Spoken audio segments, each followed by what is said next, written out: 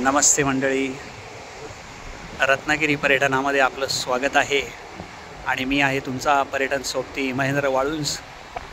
सूर्यनारायण नास्ताला जात आहे आणि त्याच सूर्यनारायणाच्या साक्षीनं आज आपण एक सुंदर असं पर्यटन करणार आहोत। आपण जर कधी रत्नागिरीला जर आलात तर संध्याकाळच्या वेळेस आपली ही वेळ खूप छान जाऊ शकते। रत्नागिरीपासूनच थोड्याशा अंतरावरती असलेला हा किल्ले रत्नदुर्ग आणि त्याच्याच बाजूला राहिलेली ही शिवसृष्टी, अतिशय अप्रतिम असं देखणं शिल्प नव्यानेच इथं उभारण्यात आलेलं आहे आणि आपली संध्याकाळची वेळ इथे खूप छान जाऊ शकते। लाईट आणि साऊंड शो इथे चालू करण्यात आलेला आहे आणि समोरच आपण महाराजांची खूप छान अशी मूर्ती पाहत आहोत।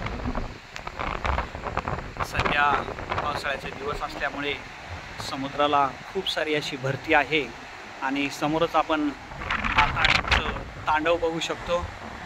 हवा अगदी जोरदारपणे वाहत आहे आणि सूर्यनारायणाची गंमत आता चालू झालेली आहे। समोर समुद्रावरती सूर्याची सोनेरी किरणं आपण पाहू शकतो। त्याचबरोबरीनं लाटांचं जोरदार असं तांडव।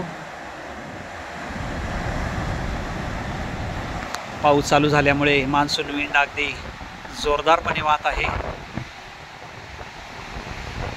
रत्नागिरीचा नवीन सनसेट पॉईंट इथे तयार झालेला आहे। समोरच आपण एक देवघळ पाहत आहोत। समुद्राच्या लाटांनी खूप सारं आतमध्ये एक अशी घळ कोरलेली आहे आणि त्यामध्ये पाणी जाऊन जाऊन खूप अशी एक मोठी गुहा तयार झालेली आहे। त्यालाच देवघळ असं म्हणतात। अशा 2-3 प्रकारच्या देवघळी रत्नागिरी जिल्ह्यामध्ये आहेत। एक सुंदर असं पर्यटन निसर्गाच्या कुशीत आणि निसर्गाच्या सानिध्यामध्ये रत्नागिरीला आल्यानंतर आपली एक संध्याकाळी इथे खूप छान जाऊ शकते। भन्नाट वारा अनुभवायचा असेल तर इकडे जरूर यावं आणि देखणा असा सूर्यास्त आपल्या नजरेसमोर।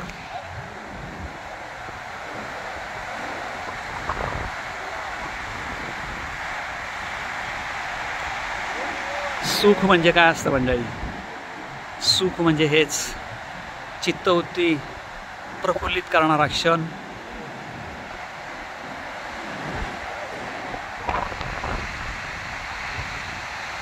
थंडगार हवेचा अंगावरती शारा आणणारा अनुभव।